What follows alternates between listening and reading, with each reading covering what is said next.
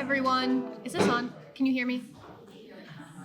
Hi, my name is Paige Hurley, and I'm one of the special collections librarians here at the Williamson County Public Library. And I wanted to introduce to you Miss Debbie Carroll. I got to know Debbie really well over the past several months, helping her put together the interior of this book. So we're both very proud of it. It is a labor of love. So we always love seeing our authors produce their own work and get to publish it and get to now celebrate that. So thank you all for being here to celebrate with us today. So without further ado, here's Miss Debbie Carroll to tell you about it. Thank you. Thank you. Are we good on this? Thank you so much for coming here this evening. Readers are the reason that authors write books, and it's because of you that I wrote my first novel, The Light of Other Days. Why did I write this particular story for you? Well, I thought that there are probably a great many people who could really use an escape right now, and that some of them might love the same kind of escape that I do. People who love watching period dramas while drinking a cup of hot tea, who revel in the beauty of historic homes, fashions, and landscapes. I thought that there must be people who, like me, love to read a novel and be swept away into another world, people who love adventure and romance and a story well told. I love studying history. I minored in history in college. As a subject, history tends to focus on the major world-changing events, things like wars and the reigns of monarchs. What fascinates me most, though, are the little things: social etiquette, shoe ribbons, ceiling wafers, all of the hundreds of tiny ways that daily life for ordinary people differed from ours today. So rather than writing this novel as a typical historical fiction, I decided on telling a time travel story. That way, I could tell it partly from the perspective of a 21st century American woman experiencing those differences for herself in early 19th century England. I also wrote this novel in part for fans of Jane Austen. December 16th of this year will be Jane Austen's 250th birthday. Many of you know that there have been, yes, little hands, clap for her. There have been special events not only in England, but all over the world in honor of this anniversary. Like many people, I went on something of a Jane Austen pilgrimage this spring. If you will indulge me for a few minutes, I would like to show a few slides as a brief introduction to Austen, as well as my research for this novel. Jane Austen is best known, obviously, for her books. She wrote 6 major novels, and they are so popular that I've read in some accounts that she's second only to Shakespeare in terms of world renown as an authoress. So I think that's really something. I wanted to talk a little bit about her life, and this is a picture of the church that her father was the rector for in Steventon. She was born there in 1775, and the house where she grew up is no longer there, sadly. It apparently flooded a lot, had water damage, and there were a lot of reasons why it was torn down, even though it was a historical site that many people would love to travel to. But you can still see this Church of St. Nicholas. She was born to a family that was quite a large family. I took this picture at one of the places we went, so it's a little cattywampus. A few of them are like that. I apologize, not the best photographer, but I thought it really did a good job of showing everybody in the family. So we have her father, George Austen, who was a clergyman. Her mother, Cassandra Lee, was of a little bit higher social status than he was, and so she had some wealthy relatives. He did too, as we'll find out later, but she was just a little higher up than he was. And they had this whole passel of children you see below. The first one, James, went into the church just like his father. The second son, George, had some kind of special needs. We're not sure exactly what those were. Many theories have been put forth, but he was cared for actually by a couple outside of the Austin's home in the village, and they also cared for one of the mother's brothers who had also some kind of special handicaps. We just don't know what they were. Some people think he was deaf. Some people have posited that he had something like cerebral palsy. We just don't know. There's no record of it, sadly. The next brother, Edward, is the one who figures so largely in my novel. And he was the kind of golden child of the family in a sense, because he was adopted outside of the family to a wealthy relative of George Austin, Thomas Knight, who was childless. And it was requested of Jane's parents that they give up their son to be their heir. And the father at first was, adamantly against it. No way, not going to do that. But Cassandra could see some advantage in this, and she said, no, I think we ought to consider doing it. So they, after a lot of discussion, they finally decided to let it happen. And when he was a teenager, he was adopted into the Knight family and inherited 3 estates and had a huge income, larger than Mr. Darcy's. So it turned out to be a wonderful blessing for the other family members, particularly the ladies of the family.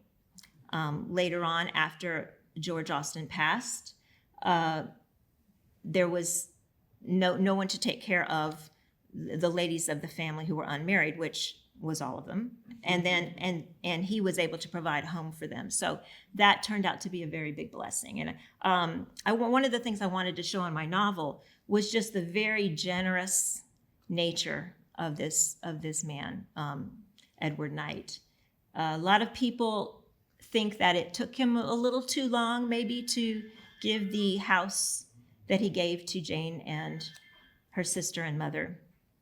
But he had good reasons. It was being held by a tenant and didn't want to kick the guy out. And they also had other relatives that were taking care of them. And at the time, they were not homeless. They were provided for. But at the right time, he gave them a cottage on his property. The next son, Henry, he did various things. He started out, in the militia. And then he was a banker, and the bank failed, and then he actually went into the church as well.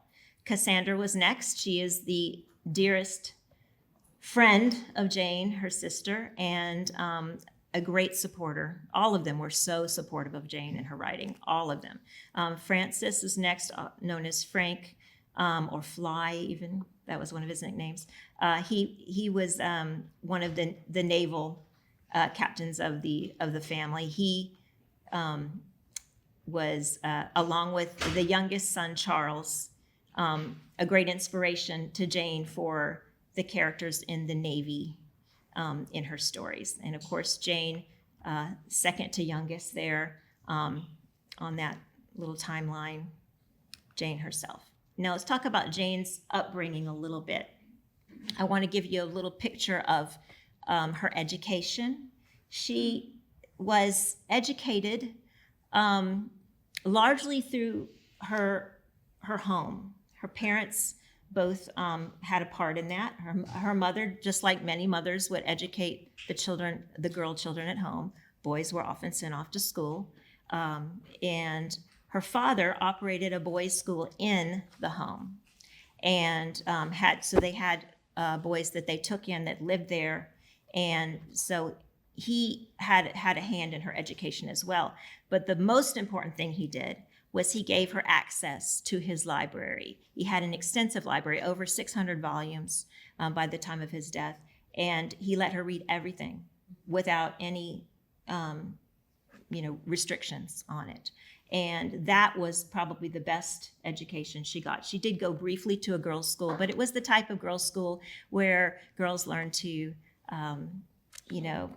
sew and, dance and all the social niceties that would make you a good wife in that time. So, in this picture here, we see a bookcase at Chawton Cottage that came from her home in Steventon that was in the father's study. So that would be something that, Jane had use of in her lifetime.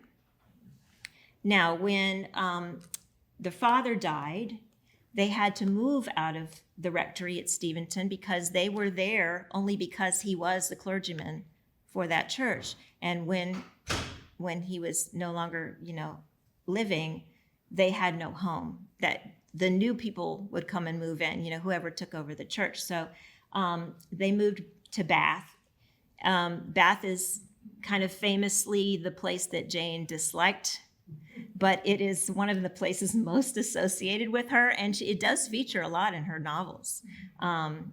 And so in 1800, that's when that happened. She moved there, and they moved to various places. The picture of me there in front of the door, that is actually one of the many homes that she lived in there in Bath.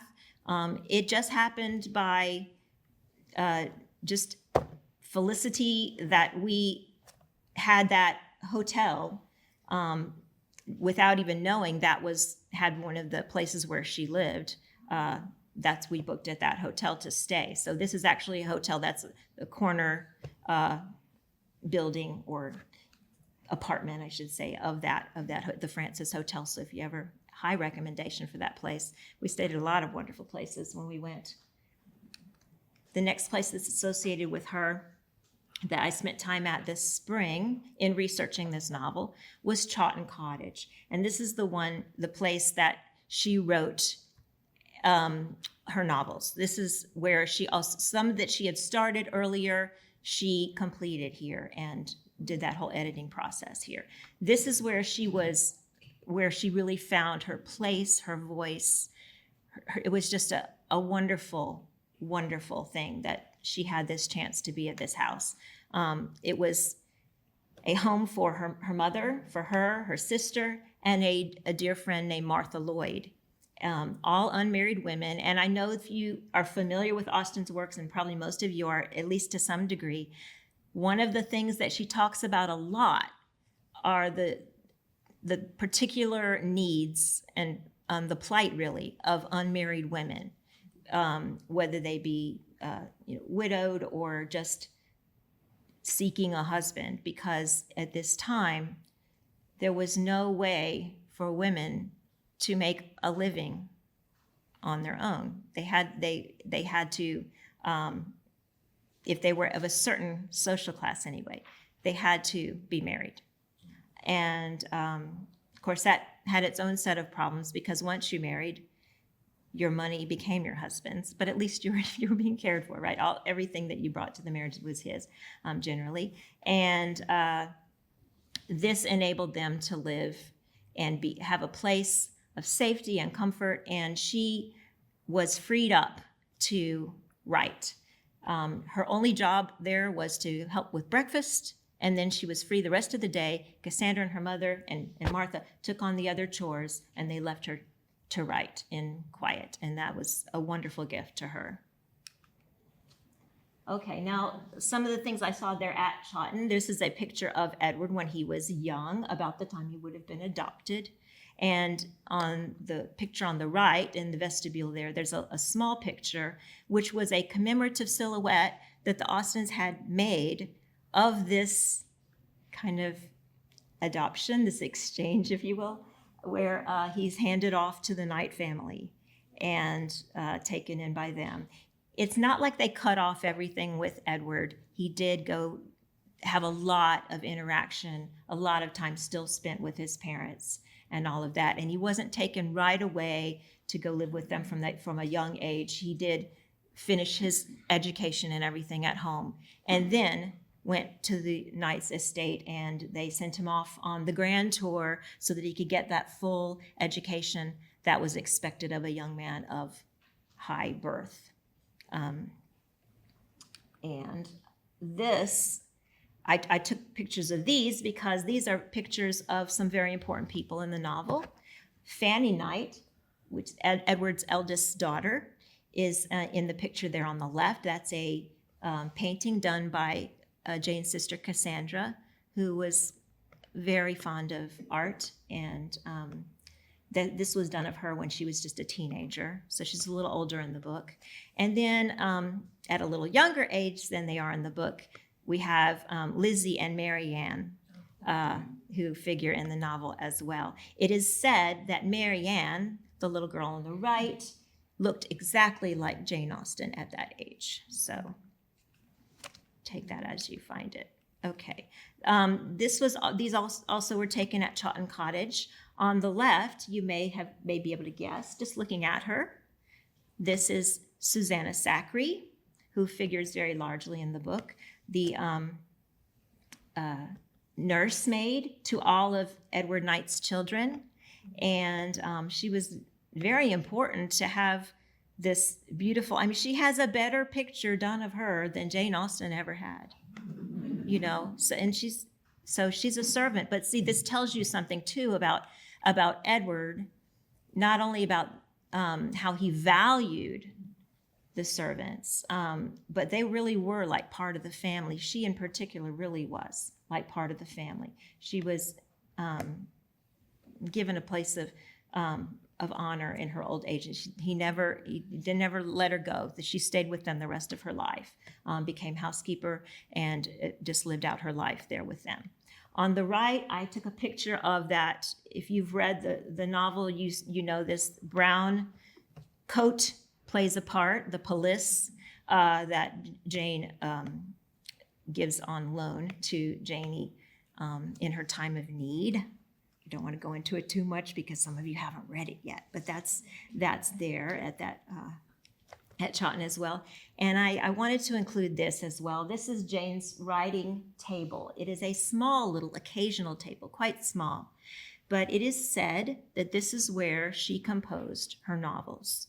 And just in this little corner of the dining room, just very small, but it's believable because she did work in a very small format. She would make little booklets by folding the pages in half and putting them together to make so that it would kind of appear as the book did, and wrote quite close and small. And that's how she wrote the novels. But it's also said that she was quite secretive about it. I don't know how true this is, but you know, people say that when people would come in when she was writing, she would hide the little, you know, papers away or put them under something.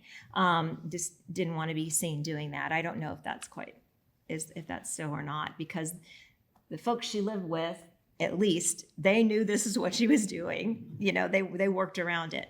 At Chawton Cottage, there's also a wonderful exhibit of her first editions of her novels, and that's showing the Pride and Prejudice there.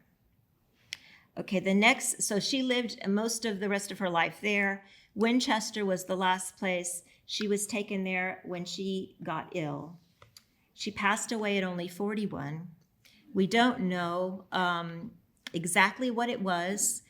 Many people think it was Addison's disease, but it's also possible that it was some kind of lymphoma. The description of her symptoms fit both of those rather imperfectly, so no one's sure, but that's what they think. So within about a year of her getting sick, then she passed, and they brought her to Winchester, her family did, because there was a really good doctor there that she was seeing, but she passed away in Winchester, and she is buried there in the cathedral. And I took this picture of her, the memorial stone. I'll read a little bit of what it says on this, that figures in the novel as well. In that middle paragraph, the benevolence of her heart, the sweetness of her temper, and the extraordinary endowments of her mind obtained the regard of all who knew her, and the warmest love of her intimate connections. So it was disturbing to many people that nothing was mentioned except for the endowments of her mind. Nothing was mentioned that she'd written all these novels, right? So she had a nephew who rectified that situation after he wrote the first biography of his aunt, and his name was James Austen, and he had a little plaque put in Winchester Cathedral on the wall up right next to this that talks about her novels, so that that would not be left out.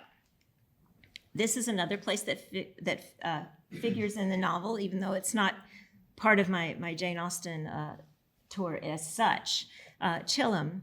This is a wonderful village. There are so many villages all over England that look just like this. Like you feel like you're just stepping back into medieval time, right? It's amazing. And Chilham, I felt like was a wonderful setting for her to figure out that she was not time traveling, that she could see just some little differences, seeing it in modern day and then seeing it after she had traveled. And so without giving too much of that away, we have the inside of the White Horse Tavern, which figures in the novel. And just to let you see that I only wanted to put this one view because it shows the little fairy lights and everything on the ceiling. It's quite a neat little place. But what I love about it is all around the walls that you can't see, they're just bookcases, bookshelves, a lot of books. And I thought that was so neat. And so that gets included in the book as well. Now, we were in Chilham so that we could visit Godmersham Park, Edward's estate. So this is a pretty nice place, right? This is possibly it is probably one of the inspirations anyway for Pemberley in Pride and Prejudice. She had access to visit a great number of great houses, just as anybody could go, as you can today, go and visit the grounds, or even sometimes tour the homes of people who lived in these great estates. And so she would have had a chance to go through, but she had an intimate connection with this place and loved staying there. She loved it. And I talk about that a little bit in the book. I don't quite quote her, but I give the gist of some things that she said in letters about what she loves about this place. Now, something that is interesting, I found a couple of pictures. I wanted to show you this one. It is said that this is a picture of young Edward holding up a bunch of grapes, and that this is some of his family members. His mother, father, the little one reaching up for the grapes would be Jane, Cassandra next to her, and one of the brothers. I know the hair looks awfully long, but he's the boy there. And it's in Godmersham. It's set in one of their, like the breakfast room. And so this was included in a great estate sale that was done through Christie's in 1983. And so it was one of the things that sold. And after I finished this talk, and if you want to go through some things I have over on the side, I've put some things that might be of interest to you to look at. One is a stack of just a small portion of the books that I used to research. I had stacks and stacks of them. I thought, this is ridiculous. I can't do this. Just a sampling, so you could see that there's some really good reading if you want to look further into Jane Austen's life. But this black volume is actually the, I don't know, I want to call it a pamphlet, but it's not just the book of all of the things that were sold at this estate. It's the auction book for all the things. And some of them most of them really date back to the Georgian times or Regency times when Jane Austen lived and Edward was there. Some of them may have been owned by the Austens, some of them not. The lady who eventually got the house and sold off, the things were sold off after she died, was a great collector. And she wanted to fill the home with all the things that would have been there in Austen's time. So I like to think that some of the things might have been, but it would probably be things that they thought weren't good enough to just bring on to, another house. They would have been things that were left in the servants' rooms and things like that, probably. But I marked a few pages in there for people to look at, because there's one of them, it shows a bed, a bed with yellow silk embroidered hangings and everything, just like I imagined when I wrote. And I didn't even know there would be such a bed, but I imagined it that way. And then when I got this catalog, and then I saw, wow, that looks exactly like what I imagined. I do know that Jane Austen stayed in a yellow room when she stayed there, and that's what made me make that a yellow bed. So anyway, that is possible. We don't know if that is or not. And then this is a picture of Edward when he went on as a young man. It's got the white powdered wig and everything, very Georgian. When he went on the world tour, the European tour. So he's quite young there. The other picture is a seldom seen picture of Jane Austen herself. This drawing, I don't really know the story. There was no provenance given for it in the catalog, except that it came from the house. So we don't know who drew it, at what time, how old she was, any of that. But there she is, sitting, as I might imagine her, at a little desk there, penning something. Maybe letters. She wrote a lot of those to her sister Cassandra. Whenever they were apart, they wrote letters to one another. Sometimes daily. It's hard for us to imagine that now, but we have such an easy form of communication now that it seems crazy to write that many letters, right? But it wasn't then, because you wanted to fill in your dear sister about all the happenings, right? So that's what she did. This is a picture from the Godmersham Heritage Center of the that great entryway downstairs in Godmersham. I was not allowed to go in Godmersham Park. It is an optician's college now, and off limit to visitors, unfortunately, off limits, yeah. So that's really sad. But I was able to go to the Heritage Center, and the very kind proprietress of the Heritage Center, Claire Farrar, showed me around everything that I could see outside of that. So all of the grounds, the gardens, the church, all of the things there. So I'm going to show you a little bit of that we saw. This on the left, this is a picture of what was part of the stables. So I couldn't even see the stables where I had set so many of the scenes in this book. Is now a pool house for a pool that surely was not there, in Jane's time. But now there's a pool, and there's the pool house, and all kinds of things that have been added to the ground since. But one of these buildings, the one right next to that, I took a picture. I thought that looked a little more like it might have looked in that time. It would have been a very extensive building for stables as well as carriage house, all of that stuff for the carriages. They would have had several carriages. This is part of the garden. We went in the very first 2 weeks of April to England, so things were just starting to green up and everything, but we didn't get the full effect. I bet that arch looks amazing in the summer, but we could see things just coming out, and it's all still very beautiful. None of the gardens were exactly how they were in Jane's time, so I had to just piece things together from what I read and just seeing what's there now. But I know it would have been similar.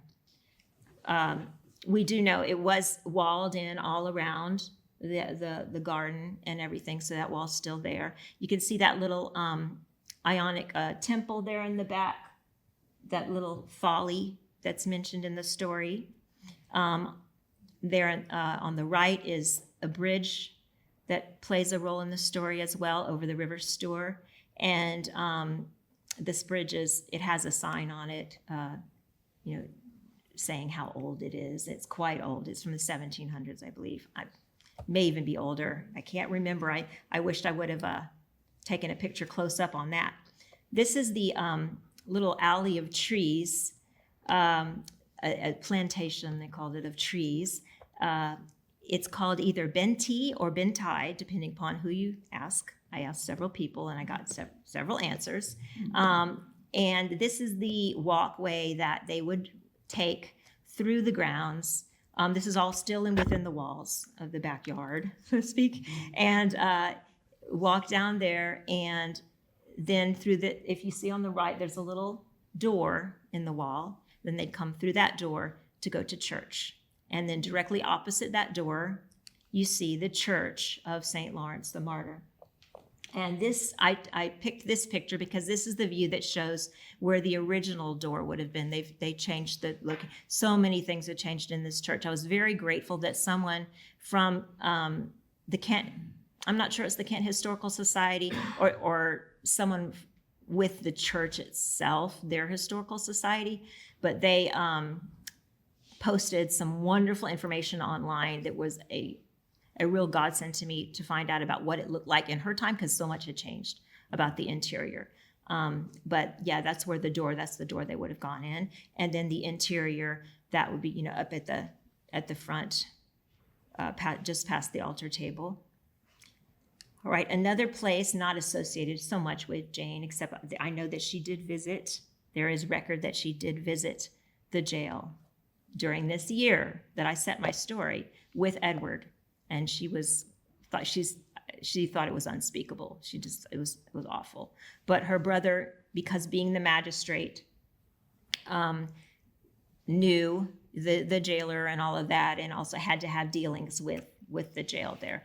And so that's in Canterbury, very close by, really close by today. It's just a quick little drive. It would have taken them a good bit longer.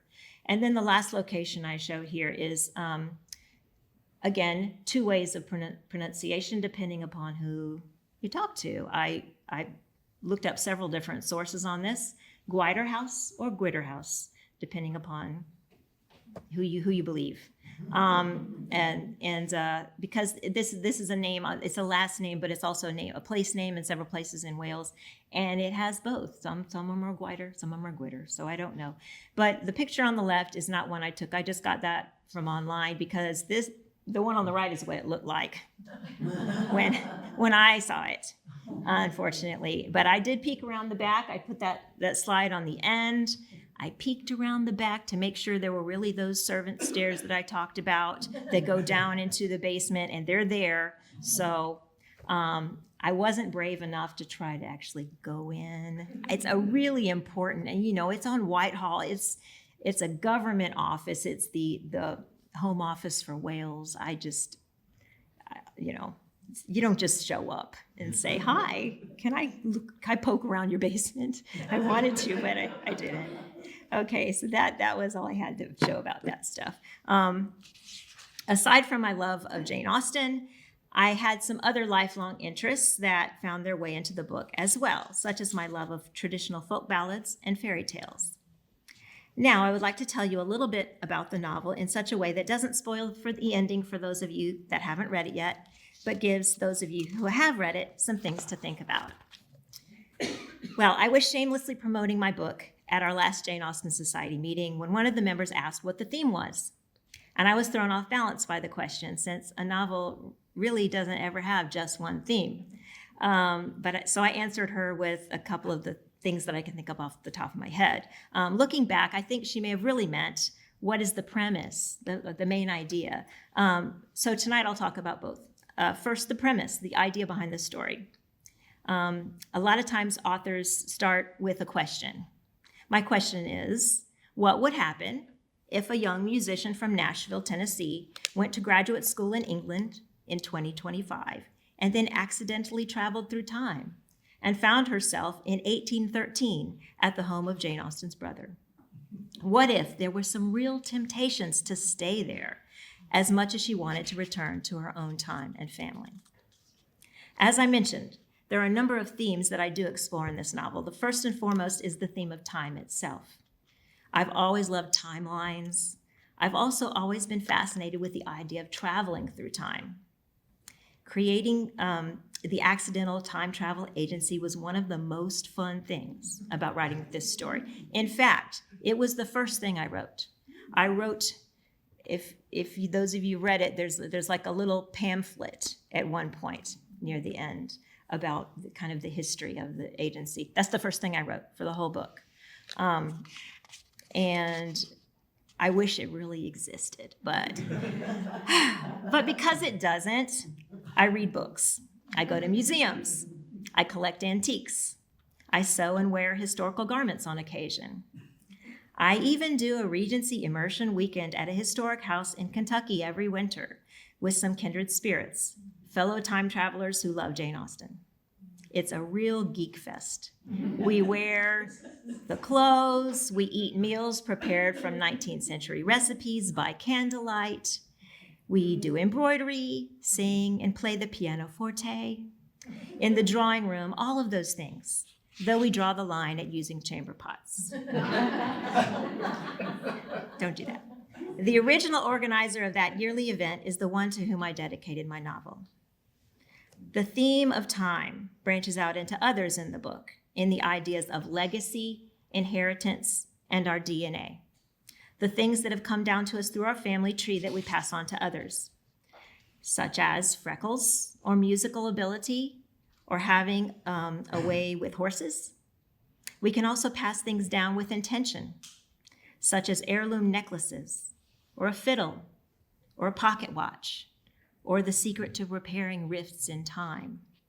A different kind of legacy is more cultural, the things that have come down in some form through the generations and become part of our common consciousness, like folk songs and fairy tales. Another theme in the novel is faith, both in the sense of religious belief and faith in other people and being able to trust. A related theme is forgiveness, being able to ask for it, receive it, and give it. Another is class distinction in society, the idea of hierarchy versus democracy. Family is yet another theme, both blood families and found families. Needless to say, since there is a romance in this story, and it's pretty central, love is one of the themes. An important theme in the novel is one's name. Shakespeare may have asked, "What's in a name?" But the character Raven says, "A name has power in it." The idea that names carry significance and even destiny is found in the Bible and in many cultures around the world. Often in folklore, knowing someone's true name can give you power over them. Like many people, my husband and I were very intentional in the names we gave to our own children, based on what the names mean. Of course, we also had that little back and forth about, wait, I knew this obnoxious guy in second grade that was named that. That can't be on our list, right? But anyway, based on what they mean, that was important to me. The main character in my novel is named Jane Austen Jones because her parents loved reading, and they named all of their children after their favorite authors. This plays a vital role in the story. I also played with the Regency etiquette surrounding names. In the 19th century, using someone's first name was restricted to a certain degree of intimacy, and its use was a gift bestowed by the owner. Because of this, first names were never used between men and women who were not close relatives unless they were engaged to be married. You must read for yourself to find out if Janie Jones and Duncan McKinnon will ever call one another by their first names. Now, I would like to read you just a passage or two from chapter 4. Up until this point in the novel, Janie Jones has not allowed herself to consider the possibility that she has time traveled. She thinks she's at a living history museum, similar to Williamsburg, and she has no memory of getting there. Now, she did at one point earlier see a news headline that had a date, but she fainted. And then she couldn't take it in, right? So I'm going to start partway through chapter 4. Janie was already awake and in danger of dislocating both of her shoulders while trying to fasten her dress when Elspeth came in the next morning. "Ach, nay, miss, that's not the way," the maid said after opening the draperies. "Well, you'll have to help me then. It looks like I absolutely can't manage without a lady's maid." Elspeth grinned and fastened her up. "Will you be wanting a tray now, miss?" "No, I'm actually going downstairs for breakfast this morning, so you may need to draw me a map to the breakfast room. Miss Knight and I are driving to Chilham Castle today. It's the last place I remember being before waking up here. Oh, then you need someone to do your hair, too. Elspeth's grin widened, and she fairly bounced in anticipation. The breakfast room is simple, miss. Take the door on the left after you come down into the great hall, and then you'll be in the dining room. Go through the door on your left, turn left again, and then you'll see the door to the breakfast room on your right. Yikes! I definitely need a map. And you don't need to do my hair. It'll be covered up since I'll be wearing that bonnet over there as part of my costume. I can just twist my hair up and be done with it. Ach, nay, miss, that will never do. What if you meet the love of your life today, and you with your hair all twisted up? What then? The girl looked genuinely pained at the thought. She was actually wringing her hands. Janie laughed. In that case, I guess you better do it. I wouldn't want to ruin my date with Destiny. I'm all yours. She sat down at the dressing table. Aye, miss. Elspeth sighed happily, and she got to work. The carriage should be ready for us by the time we finish eating, Miss Knight said when Janie finally found the breakfast room. They would be going in an actual carriage instead of a car? Cool. They sure did go all the way around here. Janie looked around the room, which was light and airy with the lovely chintz curtains on the windows. Imagine having a room just for breakfast. Along one wall, a sideboard held an urn filled with a huge arrangement of fresh flowers. On the wall opposite was a matching sideboard bearing dishes and a variety of breakfast choices, including toast, muffins, fruit, sliced ham, and a pound cake. Sorry for your dinners, folks. I thought that's making me hungry just reading it. Following Miss Knight's example, Janie chose a muffin. A pretty blonde-haired maid wearing a bored expression stood mutely next to the wall, perhaps waiting to clear things away afterwards. Hi, Janie said. Had the maid rolled her eyes? Maybe she imagined it. Would you like tea, coffee, or chocolate, Miss Jones? Miss Knight asked. Yum, chocolate, please. Miss Knight poured her some steaming chocolate from a tall blue and white pot into one of a set of 4 matching cups. The cup was taller and narrower than a teacup and was made of china almost as thin as an eggshell. It made Janie feel clumsy to pick it up by its tiny handle and carry it over to the table, which had already been set with 4 plates. Is anyone else joining us? Janie asked. One never knows. Breakfast is a casual affair around here. My father and my Aunt Jane often take theirs later after Papa has met with his steward and such. The older boys are doubtless out with the beaters on a shoot already. One can never expect to see them until evening. My youngest brothers and sisters take their breakfast in the nursery. You should be able to meet them later today. On a shoot? Oh, they're always shooting something. Pheasant, partridge, she waved her hand dismissively. They're mad for any kind of sport, and they fancy themselves top of the trees Corinthians. Janie nodded, although she had no idea what Miss Knight meant, and she took a sip of the chocolate. Oh, it was positively divine, much thicker and richer than any she'd ever had before. She closed her eyes and savored another taste. This is amazing hot chocolate. I could drink this stuff every day. Miss Knight's eyes opened wide. Do you not have chocolate in America? Janie laughed. It's not as tragic as all that. We've got chocolate. It's just nothing like this. Oh, I see. Are you still set on viewing Chilham Castle? Of course, it's too early to pay a morning call, but if you like, we can call on the Wildmans this afternoon. I should do so anyway, now that we've returned. Fortunately, there's a good prospect of the castle from the town square. After you've seen it, I can show you around our estate. We have some beautiful walks, if you're up to it, of course. I don't want to tire you. That sounds really nice, actually. As they ate, Miss Knight was skimming a newspaper that lay on the table. Once again, something stirred in Janie's memory. She glanced over at the front page. The date was the 30th of September, 1813. 1813! The memory of another headline hit Janie like an unexpected wave at the beach, but she quickly regained her footing. Of course, the museum must have antique presses that printed these. They probably even copied actual historical headlines. For a second there, she'd had the crazy thought that she'd traveled through time. Janie laughed aloud at herself. I dare say you must think me the most dreadful blue stocking, Miss Jones, but I assure you, I only read the news to keep up with the battles. When one has relatives in the Royal Navy, it is only natural to take an interest. Have no fear. I don't intend to gain enough knowledge to be indelicate. Janie said, no, of course not. But she wasn't about to confess what she'd really been laughing about. What Janie noticed first was not the lovely carriage, which looked to be freshly painted in green with gold trim, but the magnificent pair of bays that was harnessed to it. They both had white blazes on their noses and were groomed so immaculately that they almost shone in the sun. Janie reached up and stroked the nose of the horse nearest to her. Hello there. Aren't you beautiful? I wish I'd brought you some sugar lumps from breakfast. Maybe I can just run back and, oh, sorry. The man Janie had almost plowed into smiled at her as if he was glad to see her, his eyes wide with what looked like recognition. Maybe he thought she was someone else. Janie felt her face flush with warmth. She would definitely remember if she'd ever met this guy before. He was gorgeous. He removed his hat and bowed to her.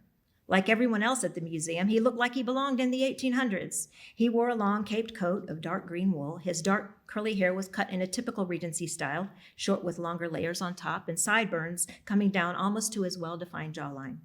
He opened the carriage door and held out his hand to her. "Let me help you, miss," he spoke with a Scottish accent. Thank you," Janie said. She placed her hand in his. He helped her step up into the carriage, but he didn't close the door right away. Her hand lingered in his for a moment, and Janie found herself looking into his warm brown eyes. "Your goon, miss." "My goon?" "Oh, her gown. Its long skirt was hanging outside of the door, so he couldn't close it. Good grief, what an idiot she was." She pulled the hem of her dress up out of the way, and he shut the door. Janie loved the sound of the gravel crunching under the carriage wheels as they pulled away from the house. It was like something from a Jane Austen movie. She leaned forward to look out of the window. "Oh, wow," she exclaimed. A herd of fallow deer was grazing out in the meadow in front of the house. She turned to look through the back window at the Palladian mansion as they drove away from it. Godmersham Park, with its bricks glowing a fiery orange-red in the soft morning light, looked even more impressive from a distance when she could see it presiding over the surrounding landscape. The gravel drive turned into a dirt road. On her side of the carriage, there were farms and sheep meadows. Miss Knight's side was more wooded. They must be avoiding the main roads to keep the horses away from cars. She hadn't seen a single car. They passed a young man driving an ox cart in the opposite direction. He obviously also worked at the Living History Museum. "We're on the Pilgrim's Road now," Fanny said. "It goes all the way from London to Canterbury." That explained it. This lane probably hadn't changed since Chaucer's day. Janie was surprised it hadn't ever been turned into a highway. Then again, the Brits were good at preserving their history. "How far are we from the castle?" "Not far. We're only about 10 minutes away now." Soon they were on a cobblestone street filled with charming old buildings. Janie adored English villages like this that were virtually unchanged from the past. She was always concerned with there were a lot of things I skipped a line or two. She hadn't seen this part of the village before on the way to the wedding. There were probably a lot of things she missed when driving, though. She was always concerned with keeping to the left side, but not too far left, on the narrow roads. How long would it take her to feel completely comfortable with driving in England? Making turns on roundabouts was the hardest part. Maybe she would get used to it by the end of the semester. It really felt like time travel to be riding in a carriage through a village like this, though. "Here we are," Miss Knight said, as the carriage pulled up to a stop in front of the White Horse Inn. She and Anne had stopped here for a delicious lunch the other day. It was at one corner of the big parking lot, which Anne called a car park, in the center of the village. The gorgeous carriage driver opened Miss Knight's door and helped her step down. Then he came over to Janie's side and did the same for her. Janie glanced around the parking lot. This was definitely the same pub, and there was St. Mary's Church with its clock tower, and the medieval buildings around the lot looked pretty much the same as they had a few days ago, except there was no scaffolding on any of them. Had they finished the renovation work already? Something felt very different. Wait, what had happened to the wine shop with the peacock sign? Her eyes traveled around once more, and her disorientation was complete. She was standing in a cobblestone village square, not a paved lot full of cars. In fact, there were no cars to be seen anywhere. Sudden dizziness caused her to stumble, and someone's arm, the carriage driver's, steadied her. A man wearing Regency clothing rode by on a horse. He tipped his hat, saying, "Good day, Miss Knight," as he passed them. Miss Knight called after him, "Good day to you, Mr. Tilden," and then she turned to Janie. "There's Chilham Castle," she said, pointing across the square. There, beyond a gate with only one gatehouse where there had definitely been two a few days ago, was the castle where Janie had played at the wedding. Like everything else in the village, it was, but it wasn't. It was impossible, unless it really was 1813. Thank you.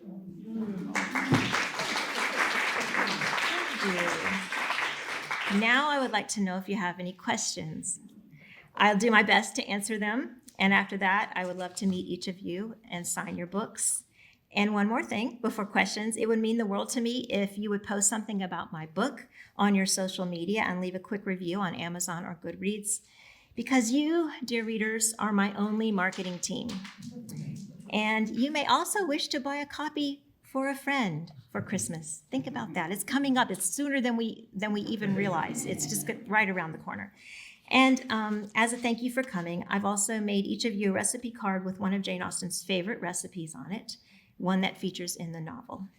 And make sure you pick one of those up. There are also some bookmarks which you can scan to find out more about the Jane Austen Society of North America. Okay, all of that said, does anyone have a question for me? I'm putting you on the spot now. Okay, this feels better though. I'm like, okay, he talked. Yes. All right, I have a dumb one. How famous did she become in her lifetime? That's not a dumb question at all. That's actually a really good question. Her work was famous enough to be noticed by the Prince Regent himself, who actually wanted her to dedicate a book to him, which she did begrudgingly because she didn't like him. She disapproved heartily of the Prince Regent because he treated his wife, Caroline, terribly, and that to her was unforgivable. But she did grudgingly do it. A little bit of a funny side note on that is her publisher made her read. She did a little dedication. It was so perfunctory, to the Prince Regent, that's it, whatever. And the publisher was afraid for his life. No, you have to redo this. Make it effusive, and we're gonna put it in our very best leather binding and all of that and present it.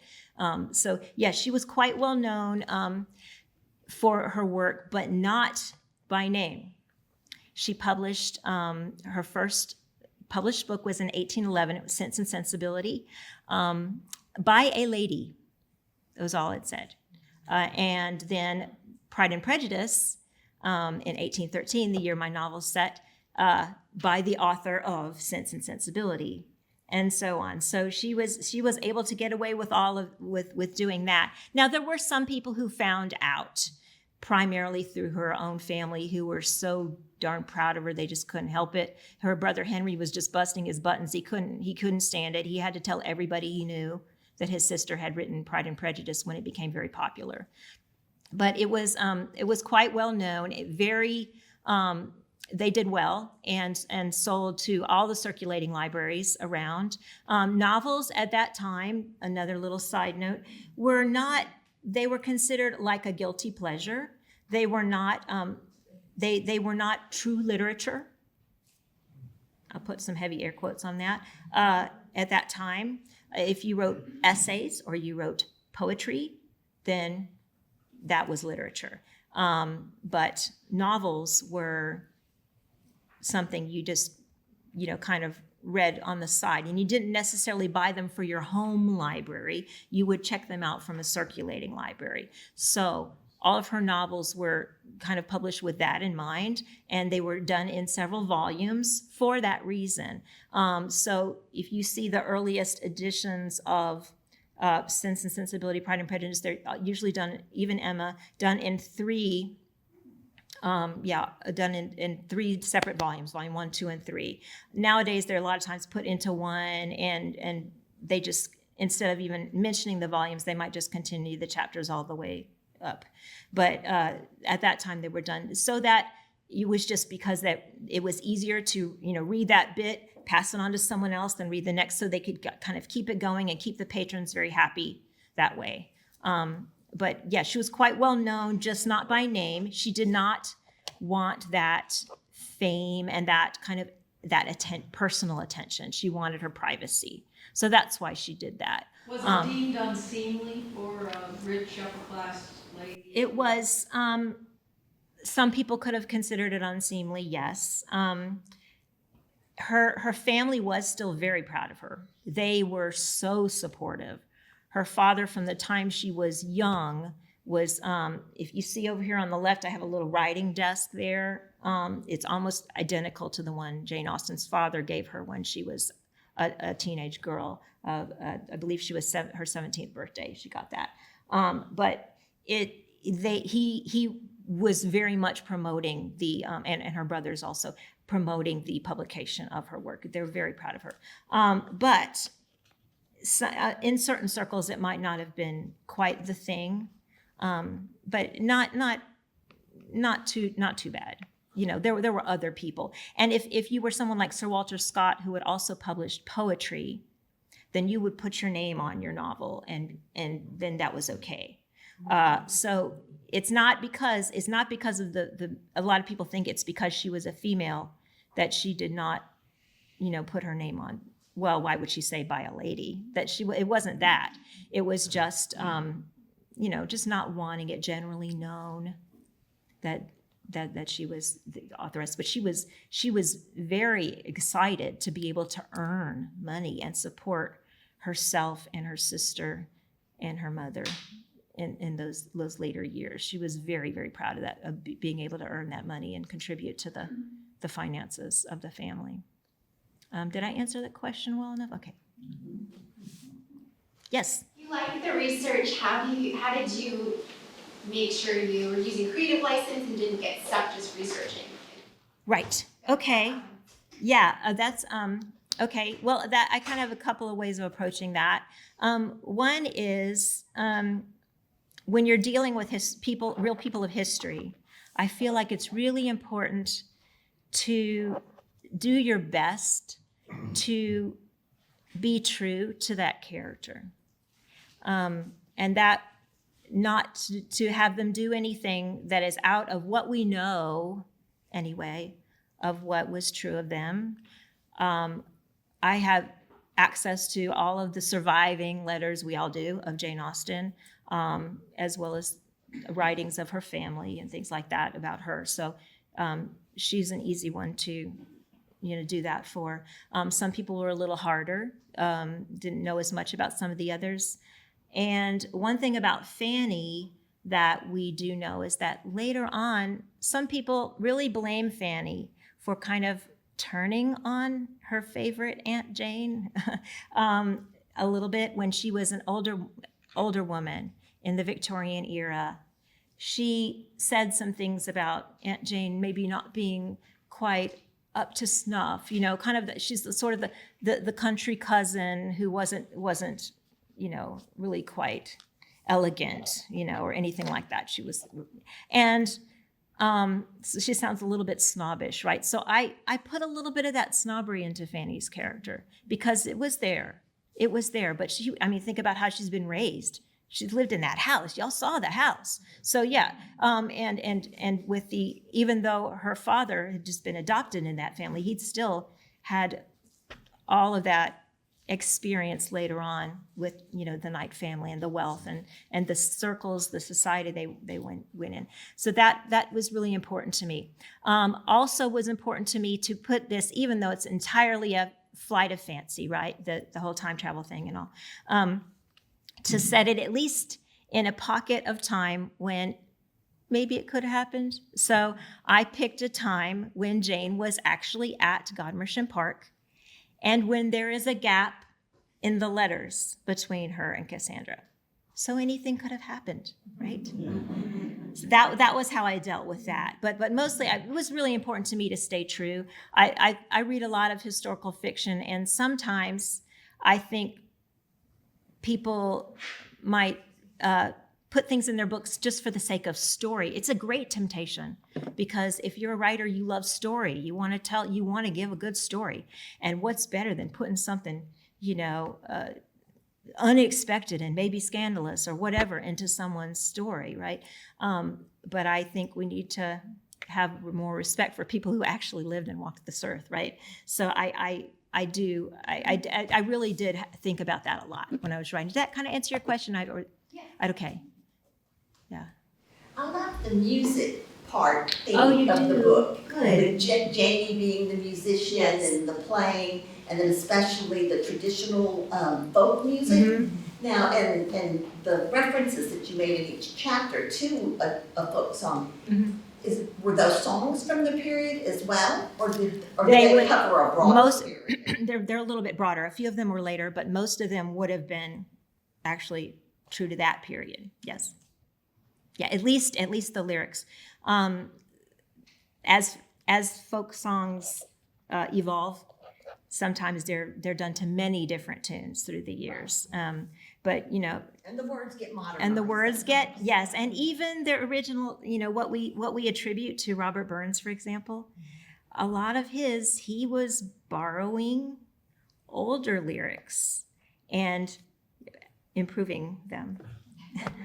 I mean, he thought he was improving, and I'm sure he was. I don't know. I don't know what all the original songs were, but he did a lot of that. And so, even though he's a wonderful poet in his own right, if you look at the poems that he's done that are not songs, that like To a Mouse, that's a fantastic poem, and a lot of others as well. That he was a very gifted writer. But he couldn't help getting inspiration and even incorporation of some older lyrics in his songs. So even something as famous as "My Love Is Like a Red, Red Rose," some of those stanzas are found in, or part of them are found in earlier works and just modified a little. But I mean, what he did with them, it was wonderful, and he wasn't. I don't think he was trying to, fake anyone out and say, "Oh, these are all my own original work." Many people, especially in musician circles, would have known that he was adapting earlier lyrics, but that was something he did, and. I'm glad you liked that part. That's one of my favorite things about the book, and I really enjoyed finding lyrics fitted to each chapter as far as, the I actual. thought you did a great job with that. I would read it sometimes, and then I'd read the chapter, and then I'd go, let me go back, and I'm like, oh yeah, really does kind of fit. And then I was wishing I had a soundtrack playing. Yes. Music while I was And reading, but I get too easily distracted because I did check some of the yeah. songs out online, and Yeah. I couldn't read and listen to music at the same time. I did listen to a lot of folk music as I wrote. That's the kind of my backtrack or whatever, my soundtrack in the So background. you could have the music playing, but you were still able to write. Yes. Wow. Yes. I Yes, my question's on the same line. I was Okay. wondering if you chose those excerpts before your chapter, or if you added them afterwards. Afterwards, yeah. I did. That's a good question. Yes. Will you sing one? Will I sing one? Okay. I could do a little bit of one. Okay. Let me think of one that wouldn't be too long. Something short. Okay. There's a song called "The Water Is Wide," which is pretty familiar, and some of you might even heard this tune before because it's sometimes done to hymns. So it goes like this. The water is wide, and I can cross o'er, but neither have I wings to fly. Build me a boat that can carry two, and both shall row, my love and I. There is a ship, and it sails the sea. It's loaded deep, as deep can be, but not so deep as the love I'm in. I know not how I sink or swim. Oh, love is handsome, and love is fine, the sweetest flower when first it's new. But love grows old, and it waxes cold, and it fades away like summer dew. The water is wide, and I can't cross o'er, but neither have I wings to fly. Build me a boat that can carry two, and both shall row, my love and I.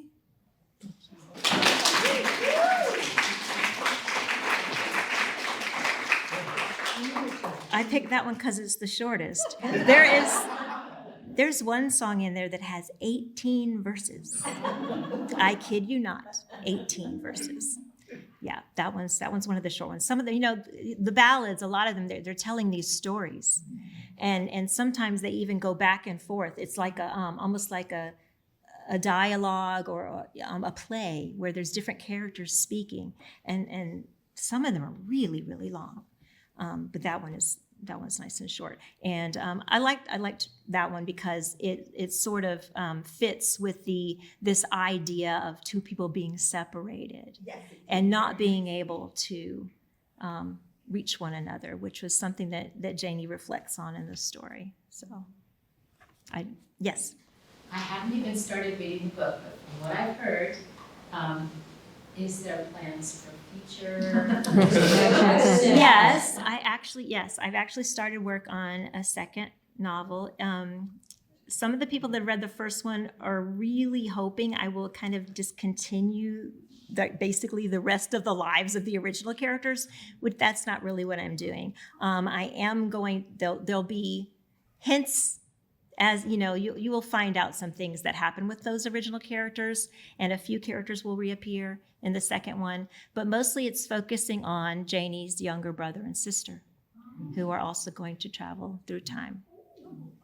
So Charles Dickens Jones and Charlotte Bronte Jones will figure in book 2. So that one is, as you can probably guess, yeah, that one's set in Victorian times, a little later, yeah. So, anybody else?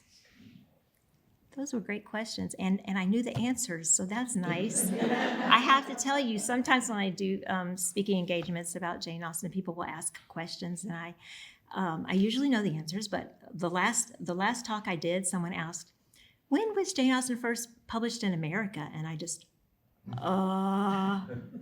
but now I know, and I'll never forget it. 1816, in case you want to know, 1816, and it was Emma, and it was a pirated copy done in Philadelphia. Back then, there was no copyright law. That happened later. So yeah, the works in the 19th century, anything that was published in America that originally Dickens, Jane Austen, anybody earlier, they were all pirated, and the original authors didn't get a penny from that. Just the publishers who pirated those and sold them. But still, to get one of those early, like the Philadelphia Emma it's really, valuable. But it's piracy. So that was just how it was, and it did upset some people, Dickens included, for sure. Was very upset to have these huge fans, so many people that loved his work and waited, supposedly, as the stories go, at sometimes the wharfs or whatever, waiting for the boat to come in that was going to have the next installment of, because his were done serially, and waiting to find out what was going to happen to little Nell or whatever. And so, yeah, I've already dug pretty deep into Dickens and Bronte, because I've read quite a few biographies of each of those to prepare for this next one. But it was something that I will never forget that now. So thank you so much. I will be able to sign copies for you over here. I have a few to sell if anybody doesn't have a copy yet. And just thank you so much. Thank you very much. And a special thank you to Paige for having me come here and present to all of you today. I'm very grateful to her for all of her help. And she was a lot of help. I could not have done it without her. But also just for letting me come here today. Thank you all very much.